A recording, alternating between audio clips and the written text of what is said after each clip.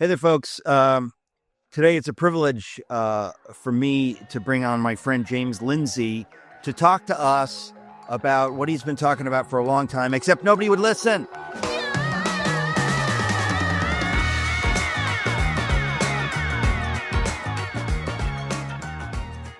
But now they're listening. James Lindsay, welcome. Thank you, Eric. They are listening, in fact. I'm getting calls and calls and calls. Well, listen, I wish you were just wrong. Like, I wish you had been wrong. And I thought, wow, come on, really? Unfortunately, very much unfortunately, you were quite right. What are we talking about? We're talking about what you have described as the woke right. We're talking about what you've described as a resurgence of vicious anti-Semitism. It is real. It is here. And most recently, Candace, Owens, and unfortunately, Tucker Carlson have been at the forefront of this conversation.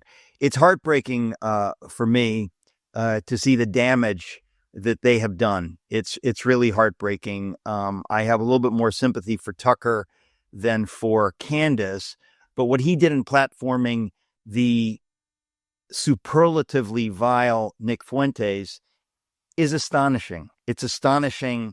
I can't. I think there comes a time when there are things that are too horrible. I don't want to know about them. I would prefer not to know. So I almost don't want to know what would possess Tucker to have done something like that. What kind of judgment how he would justify it, because he hasn't even tried. He doesn't seem to care to justify what he did, which is so damaging to the conservative movement, to the country. Yeah, he has not tried to justify it. Instead, he's just accused everybody who says anything about it of trying to cancel him. Even after he, does this show, explains to this character, Mr. Fuentes, that, the people he finds the most odious, that he hates the most on the planet, are Christian Zionists, which then he kind of later walks back a little bit, but not during that show. He just puts that out there, and he's made no attempt to explain. I'm willing to bet there are not very many good explanations for this behavior. If you start kind of looking, well, who's engaging in these kinds of narratives about Jews, what's now being referred to as the Israel question, which is just a spin off of the classic Jewish question, which is the anti-Semitic core. What do we do with Jews? Now it's what do we do with Israel? There's not very many good answers given to that. Leave them alone and let them prosper is never the answer that people accept to that question. If you look at who's participating in this, both from left and right, what they're saying, you start to get the sense that maybe some of these Islamic countries might have a vested interest in putting these messages into the American public on both sides and using them like a pair of scissors, to cut the thread that joins the United States to Israel in strategic partnership, or to cut the opportunity for the Republican Party to stand up and do something about the major problems in our country, because certainly the Democrats are mainlining them. Look in New York City. I was just there at Zohran Mamdani. There's a common thread here between all of these kind of propaganda lines, and it's that they all seem to be anti-America, anti-Israel, anti the relationship of United States and Israel, anti-Jewish, and weirdly pro-Muslim and pro-BRICS and pro-China. So you can start to make some deductions about what might be going on, or some inferences, I suppose is the more accurate term, about what's going on behind the scenes. Although, no, Tucker hasn't tried to defend any of his behavior. He just seems perfectly entitled to continue doing it, and perfectly entitled to show up as a major figure in conservative politics. And if you say maybe it's not so good to have him, say at a Turning Point USA event or somewhere else, he'll say, you're canceling me. We don't do cancel culture.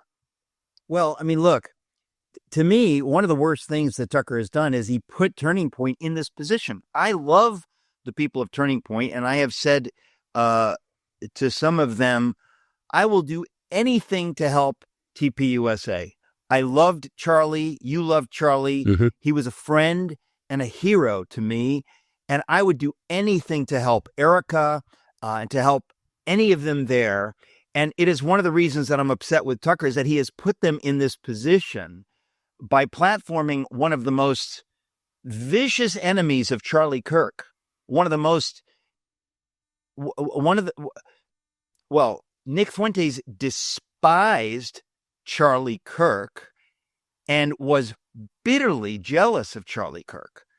So the idea that Tucker would have a nice show with that guy, it's amazing to me. And then he would put TPUSA in the incredibly uncomfortable position of having to accommodate him and sort of, he's done tremendous damage to the conservative movement and to Heritage, which said, oh, well, we want to stand with Tucker. So it just makes no sense to me. It breaks my heart, honestly. I mean, this is the behavior that we've seen, and you're absolutely right. Nick Fuentes has been deliberately targeting TPUSA and Charlie Kirk since the middle of the 2010s, well before, when TPUSA was still a relatively small organization, if you can even remember such a day. He was targeting them then, so much so that Charlie had to explicitly ban Nick and his Groyper army from all TPUSA events, which is a very hard thing to police. And so Nick had declared war, open war, both on Charlie and on TPUSA. So this behavior from Tucker is also consistent. So on that long list of things that I've been saying that nobody's been listening to for, a couple of years now, is I've noticed that Tucker tends to do this. It stuck out to me like a sore thumb when he, speaking of odious interviews that he did with people that he just glazed over all the trouble with, when he interviewed Daryl Cooper very famously before the election, which came out a few days before that big tour he did leading up to the election, fall 24. So he has Daryl Cooper on, calls him the most honest historian in America. He's just rehashing David Irving's Nazi historicism. He's not the most honest historian in America by any stretch, but Tucker puts him up there, so much so that even Daryl Cooper himself said he was embarrassed to be described that way and preferred that Tucker wouldn't do that.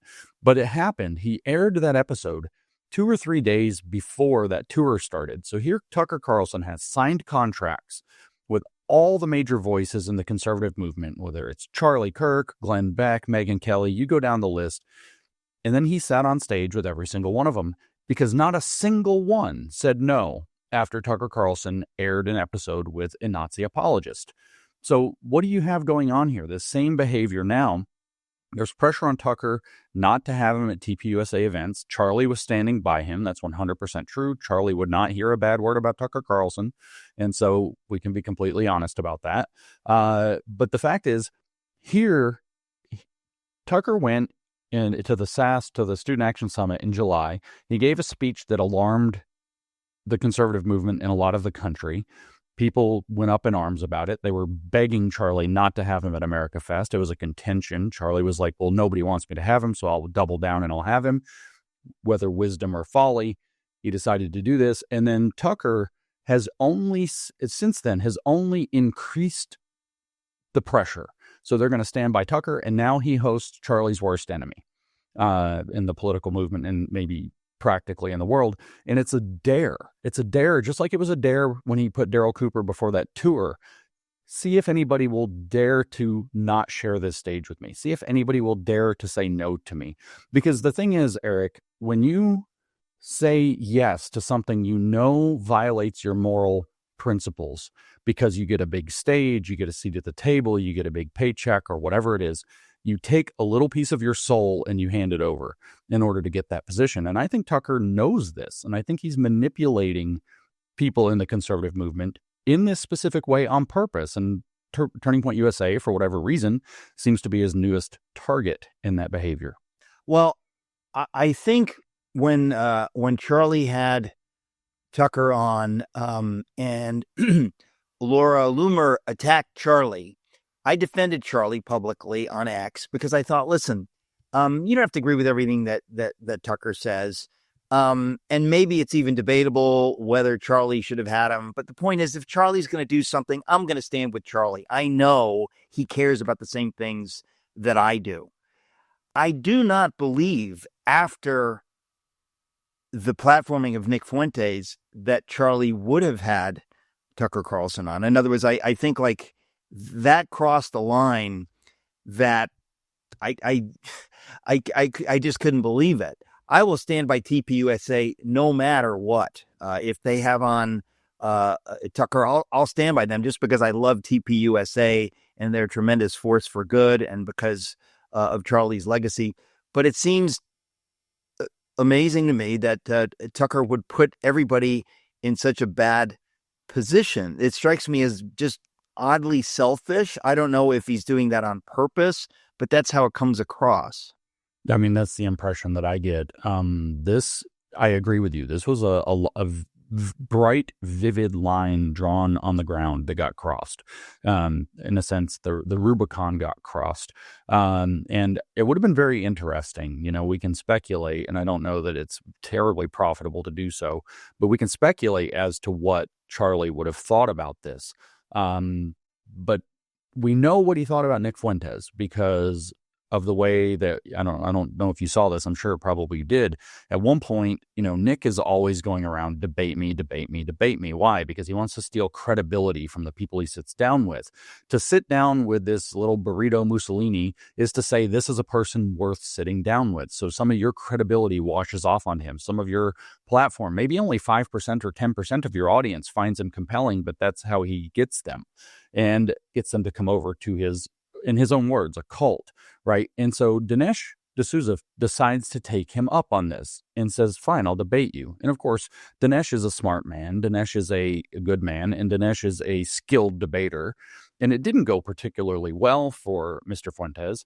Not that it matters, because a cult doesn't care how a debate goes. It just cares that their cult leader got more screen time and got this bit of credibility. And so Charlie understood that and texted Dinesh immediately. And these texts have gone public now, where he said, you know, you've made a major mistake.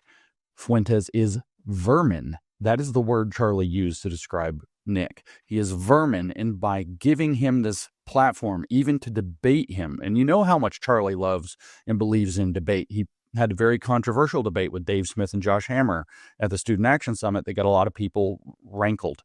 He was encouraging the debate further. They're encouraging a debate between Tucker Carlson and I hope Ben Shapiro. They've levied it at Mark Levin, but I'm hoping it'll be Ben Shapiro. Charlie believed in debate. Charlie thought that it was part of what we are doing in the movement and in the world to have the conversation. He got shot doing debate, as a matter of fact. And so to say to Dinesh, this young man is vermin, you have done a major error by debating him. You've given him more credibility and a platform, is a big statement. So then when you translate that over, because Tucker did not debate him. Tucker, to the point where, you know, Nick Fuentes, I think, doing the same kind of stunt to Tucker that Tucker's done to the conservative movement in TPUSA here. Nick Fuentes brings up, oh yeah, December 18th. I love that day because it's Stalin's birthday. I'm a big fan. And Tucker kind of sucks his cheeks in for like a quarter of a second. And he's like, oh, wow, there was Stalin. Yeah, we'll circle back to that because, oh my God, you can't talk about that right now. And have a fluff job interview. So now how are you going to do this? Not an interview, not a debate, but a straight up platforming, a profile of Nick Fuentes when he's saying something like, yeah, I love Stalin. Obviously, you can interview somebody who loves Stalin and you grill them the second they say something like that. Really? Why do you love Stalin? You know, Tucker knows he likes numbers. How many people did he murder? Tell me exactly. I can tell you, you know, whatever, 422 million or whatever the number is. I'm just kidding. But in mimicking his population of Iran question where he grilled Ted Cruz. Right. And he's like, oh, I know how many it is. It's 93 million people live in Iran. You didn't even know that, Senator. You're disqualified.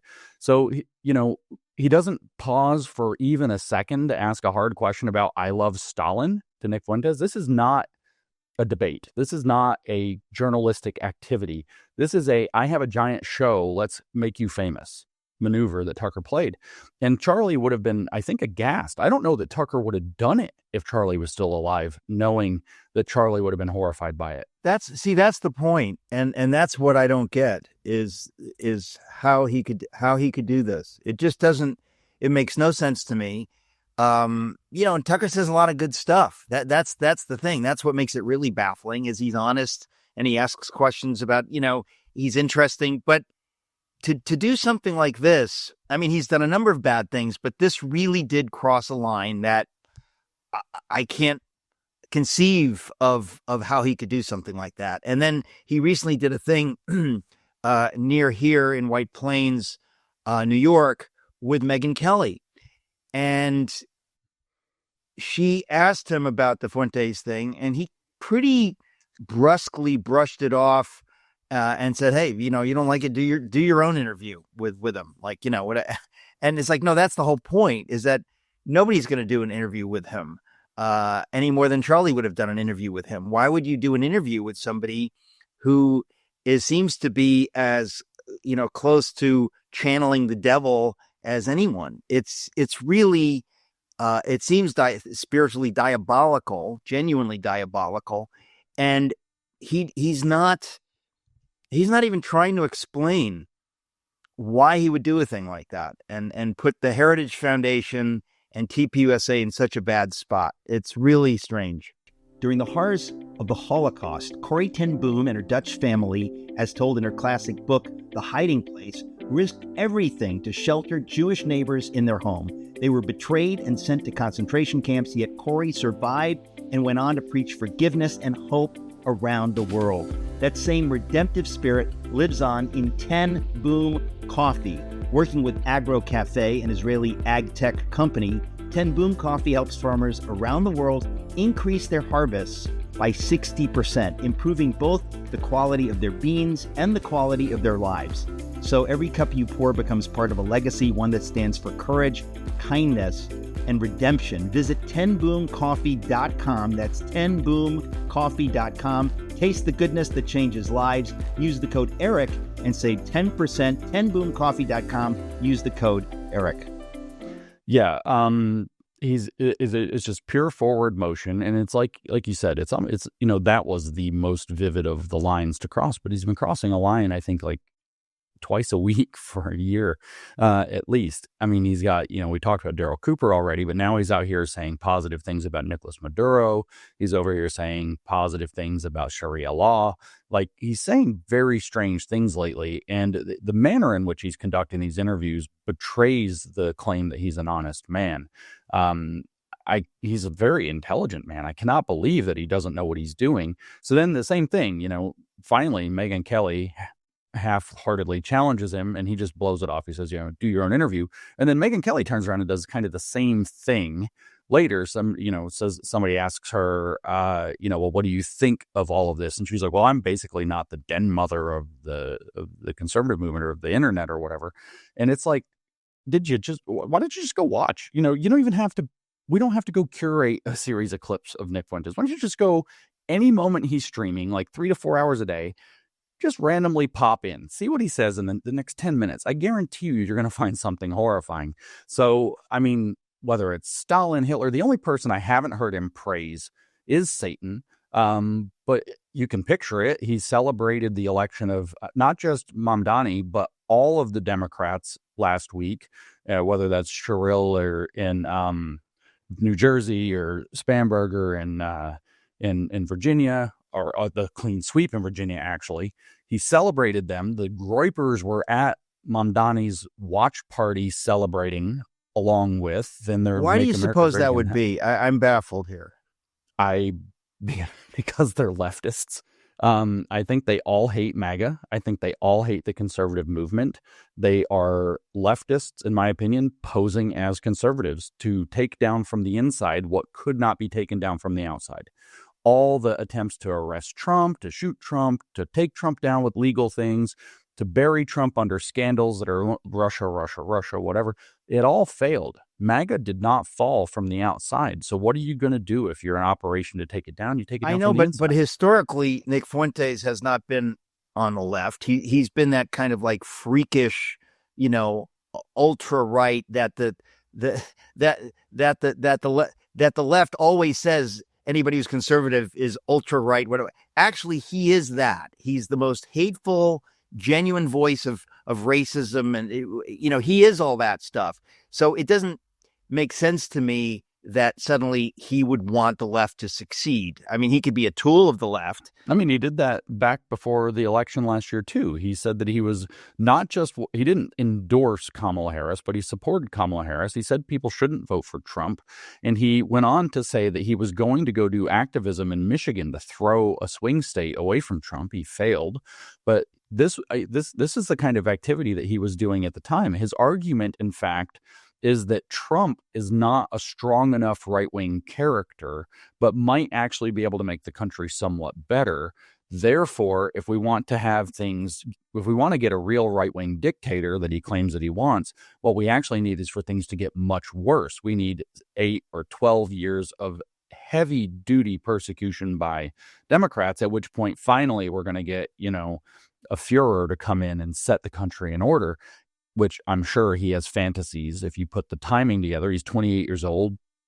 8 to 12 years later, he will be of age to run for the president. He probably has fantasies that it's himself, that he's going to come in and set the country in order. But he wants the devastation. So this is the same game that the left plays, where they destroy things on purpose in order to create the conditions to move their political football down. So it's the essence of a critical theory put into practice, or a critical praxis. Isn't this called the Cloward-Piven strategy? I mean, it's part of the Cloward-Piven strategy. Primarily, of course, that's going to be focused on overwhelming the economic situation of a country, bringing in a lot of immigrants, expanding the welfare state, expanding the debt circumstance year to year for government spending, so that you collapse the economic situation of a country and then move socialism in. But yes, it's part of the strategy as well. I mean, that's what I saw. That was the only way that I could explain the Biden administration.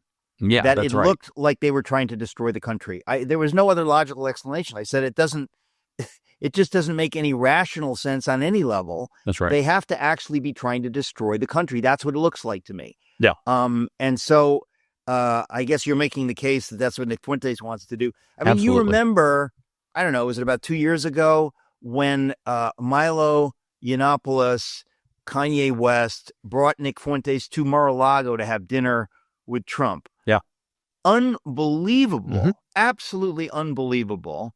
What do you make of that? I mean, I haven't heard anything from Milo. I thought, he might be a friend a few years ago. I was hoping that he had turned a corner. He seems really to have doubled down on the diabolical. It's very ugly. He said one of the most vicious, nasty things I've ever heard anyone say in public life about the injury of my dear friend Dennis Prager. And I thought, it sounds like a demon is talking. So the idea that Milo, Nick Fuentes, and Kanye West would want to have dinner with Trump, and then again, that's just, it seems to tear down Trump. It seems like that was like a psyop to hurt Trump, basically. That's exactly. I don't know how else to see it. Yeah, I think that's exactly what it was. That the objective was to attach themselves like an albatross around Trump's neck. Now, Trump played it off. I started to laugh when he brought it up because I can never think of that episode. This is a little known story, Eric, but Trump responded to this in the most Trump way that you could possibly imagine. He said that he saw this guest list and he didn't know who Nick Fuentes was. He just saw the name Fuentes. So he assumed, he said, in true Trump fashion, that it must be the lovely and beautiful Daisy Fuentes. And who wouldn't want to have dinner with Daisy Fuentes? And so that's why he agreed to this meeting. And so it's truly hilarious how I can't think of the story and now think of that. But the goal wasn't to make a funny joke opportunity for President Trump. The goal was to put an albatross around his neck. The goal has been all along, and this is why I think this is an op to take down MAGA from the inside where they couldn't from the outside, has been to get this radical right, if that's what we're going to call it, or woke right, or dissident right, or lunatic right, or woke Reich, like the Nazis, and make people believe that's what MAGA is. Make people believe that's what Trump stands for. It's the very fine people hoax all over again. Trump denounces white supremacy utterly. Then he says there's very fine people on both sides of the protest. All that gets clipped is the very fine people part, and Biden says he ran because of that apparent emergency. And this has become like the biggest hoax from 2017 to probably 2024, was the very fine people hoax. Well, now it's some very unfine people. We're going to just attach them to Trump. We're going to attach them to major figures in the MAGA movement. And when they're attached, the public perception is, holy crap, the right's got a problem with Nazis. And I think that that's what's going. I think that's what that was about, is to try to attach that brand to Trump. I don't understand why Milo would have participated in that. Is he now of a mind to tear down Trump? The whole thing is so strange. It seems like the answer is yes, which is really interesting because in 2016, of course, he made a name for himself rather grotesquely at the time by calling Trump daddy and pushing out this whole pro-Trump message when that was very counterculture to do. But Milo likes to be counterculture. Milo likes attention. So that was a great way to be counterculture and to get a lot of attention. He probably also likes to get paid to do operations. It seems to be the case with how he behaves. And so, I don't think he's a particularly scrupulous man, Eric. Well, it breaks my heart to agree. It really does. I really did care about him. There was a moment when I was, just hoping that he was trying to turn over a new leaf. I don't know what happened. I've lost touch, but it is all heartbreaking. I believe to say something positive here, I believe God's hand is on this country and that we are in fact in a war, but it is God's will that we win the war. And right now what we're seeing is the war. In a war, you have casualties. In a war, you take hits. And we're going through that right now. Anybody who thought, hey, everything's great, Trump is back. No, folks. It doesn't become great because we won the election. Winning the election was necessary, but that's like winning an important battle. You still haven't won the war, and we're in a war, and we're seeing all of that right now. I do believe that, as I said, God's hand is on this country for God's purposes. And I think what we're seeing, and you and I have talked about this a little bit, we're seeing explicitly diabolical things. I don't think I've ever seen anything that is this manifestly diabolical, satanic. These voices of hating the Jews, this kind of thing, this is a new level of ugly. Yeah. I mean, small miracles, yes, in fact, or maybe bigger ones that don't look big at the moment. I think that this is the case. And you're right. A lot of conservatives believed, we elected Trump, everything's fine, we win. It's like thinking you won the football game because you got a first down. And I mean, you got to get first downs if you're going to run the ball, but you've also got to continue to play the game, and you've still got to put points on the board, and you still have to actually win the game. So, small miracle, what am I talking about? I've been very afraid, and I can prove it. Back in January, the day before the inauguration, so it was at the 20th or whatever of January, I'm in D.C. I get invited to speak by PragerU at their little pre-inauguration event at the I was there. Yeah, I that's heard right. you speak. Yes. So you heard this. You know. Yeah. Everybody's like, it's conservative Disneyland. We're so happy. And I said, I have a warning for you, as I tend to do. And I said within a few months. So it was a little bit jumping the gun. It was a little bit later than I thought it would be. But America is going to get put through a test. And the test that I had in mind was that this radical right would unmask itself, and we would end up openly wondering whether or not the Republican Party is going to survive. We're going to watch our young people tip into racism and anti-Semitism and even open flirtation with Nazism.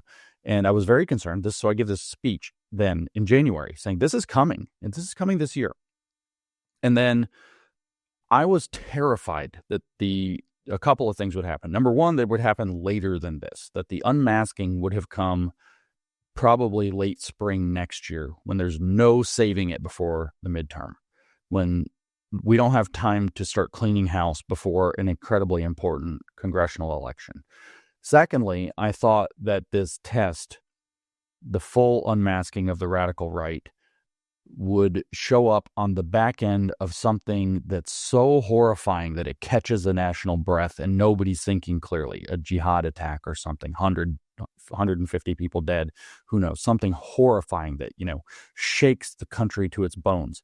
Instead, it turns out it's Tucker Carlson interviewing a skinny dork, and then the president of the Heritage Foundation having a hostage video about it. And all of a sudden, the whole conservative movement realizes we've got a real problem on our hands.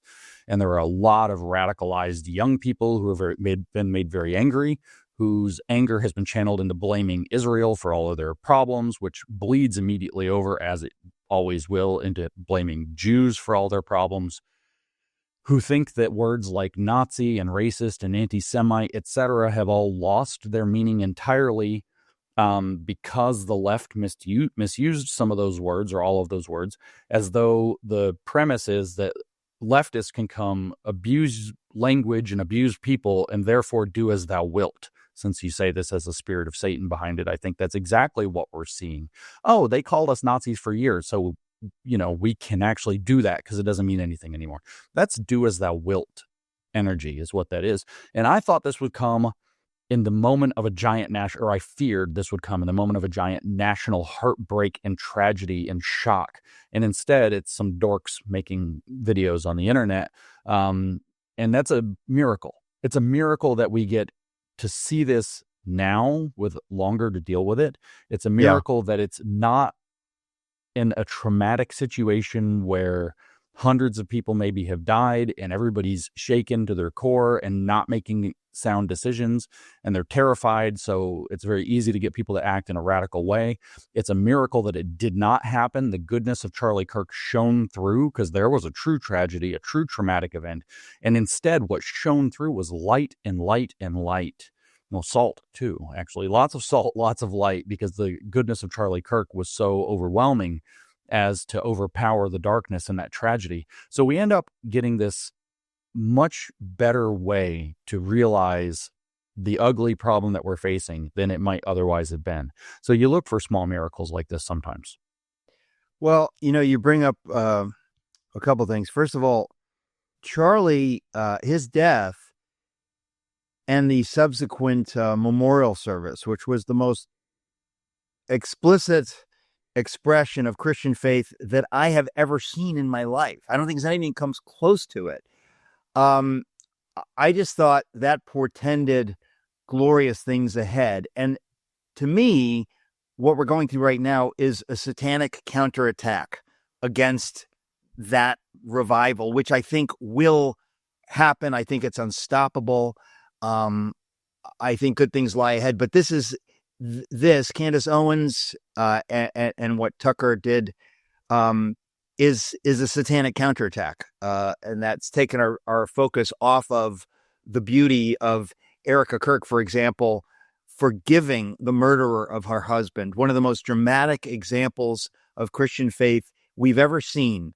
And it takes the focus off of that. And Candace is obsessed with, whatever. She's accusing friends of mine like Rob McCoy and Mikey of being in on it. I mean, if you want to know how nuts she is, that's it right there. I mean, that's it right there. If you know Rob McCoy, I think he misspoke and said something like, oh, there was blood on Mikey, and he was talking about Frank Turek, which was like a breath after what he's talking about Frank Turek. But that's spun into he's lying, and that's what we're dealing with. So if anybody wants to know, how off is poor Candace Owens, she is, who knows? And just because somebody gets things right doesn't mean Hitler got a lot of stuff right. It doesn't mean he wasn't, wicked to the bottom.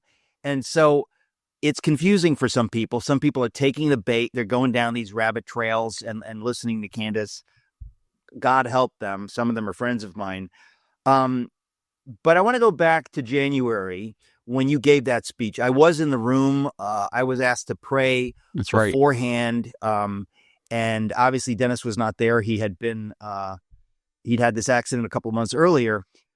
But when you gave that sobering speech, I didn't understand it. I was sitting there thinking, what is James talking about? Like, wow, where's this coming from? I think you'd been on this program and you talked about this stuff a little bit, but in that speech, January 20th, whatever it was, at lunch in the Ritz-Carlton Hotel there, former Trump Hotel, you kind of laid this out. So my question is, what had you been seeing up to that point, and why did you feel so strongly that this would be coming out? I mean, there's a lot of things I was seeing. I agree with you, by the way. This is a satanic attack. My biggest concern with that attack is not the direct assault, but the perversion of theology to take people who are having this revival down a dark road that poses as Christianity rather than being the authentic article. Right. But what I've been seeing was a lot of, we can peel this onion a little bit. If we go back kind of in the immediate time before that, I had been the target of a vigorous attack going back to about September through January that had just escalated and escalated. I was provoking this radical right and exposing them, but the counterattack that I got was unbelievable. I'd been doxxed. They're hunting down my family. They're doing all kinds of crazy, saying all kinds of crazy things about me, and trying to just tear me apart any way they can. I find out my entire Twitter experience at their X or whatever experience at the time was almost pure abuse and a ton of Nazi propaganda. And I'd seen, here or there something that's edgy pointing in the direction of the Nazis, but this is explicit stuff. I'm seeing people translating Hitler's speeches and using AI to have it in Hitler's voice to make it sound like all he did was love the German people and want a better country, as though the race ideology at the heart of Nazism wasn't present. And I'd been watching this develop. Earlier to that, I'd been watching the growth of this kind of malignant thing calling itself Christian nationalism that's not even just a let's renew Christian civics in the country, which I've said from the beginning, I think that would be a fantastic thing if that happened. Lots more Christian civics would be fantastic. I think it would do the country good to have that moral backbone in the public and even civic space again. But on the other hand, there's this kind of malignant thing that was openly claiming Machiavelli as the vehicle for how they would try to get power. This very power obsessed, openly saying it uses critical theory. Openly, to the point where in July of 2023, I gave a speech in Clearwater, Florida, about this particular so-called Christian nationalist movement. And I said in that speech, and the clip goes around sometimes, that I believe they lie so much that I believe their first commandment is thou shalt bear false witness. I've never seen, and this is all done, of course, in the name of Christ, which is just blasphemy. And so I'm horrified by this, but I've been watching that by the time I gave the speech in January this year for almost 4 years. I'd been watching it develop. I'd been paying attention to the characters. I'd criticized them when they deserved criticism in my view. And I just watched them come back with a malicious lie, which is James hates Christians. That's why he's saying this stuff. And it had the exact same tenor as when, if you criticize a feminist for some crazy feminist thing she says, and they come back and say, you've attacked women, it was the exact same thing. I would criticize these open calls for theocratic reorganization or something, or Right. to this effect. And I would criticize that, and they say, James attacks Christians. And I'm kind of like, well, some Christians maybe, but you're not behaving very well. So, and I don't agree with your ideas. And I always thought that debate was certainly, at least within the Protestant tradition, part of Christianity. So what's the problem? Well, James hates Christians. James hates Christians. And they beat that these drum. people are for theocracy. They may as well be for Sharia law. They don't believe in the American experiment. They don't believe in religious liberty. They don't believe in the founding principles. They are way off in terms of what they think of as Christianity. It is not Christianity. It's a heretical form of Christianity. Mm-hmm. And in my book, Religionless Christianity, I talk about this. There's nothing more wicked than doing the devil's will in the name of Christianity. That's the top. That's the top level of wicked. Or in the name of religion, in the name of the God of the Bible, to do the devil's will. So we're seeing a lot of that. I'm just proud of you for being a prophetic voice out there, speaking about what you see. It's very helpful. James, where can people find you online? They can find me at newdiscourses.com for all of the important things I'm publishing, especially my Nazi Experiment podcast, where I'm laying out the truth behind all these lies and the Nazis' own words, that these propaganda pieces are just that propaganda. So newdiscourses.com. It's called the New Discourses podcast that I run there. And then I am on social media at Conceptual James. Okay. Conceptual James and New Discourses. James, thank you so much. Yeah, it's great to see you, Eric. This Christmas, as we celebrate the Super Centennial coming up, Super Centennial 250th, there's no way, better way to support it than by supporting my friend, an American hero, Mike Lindell. He's one of the main sponsors on this program. He's the man behind My Pillow. He put his money where his mouth is. Some of you know this if you've watched the program. He stood up for the country. He was unfairly canceled by the big box stores. So I want us to stand with him. So please go to mypillow.com. Use the promo code ERIC to save big on pillows, sheets, slippers, everything you need for Christmas comfort. You'll sleep great, save big, celebrate freedom with My Pillow. Mypillow.com. Use the code ERIC.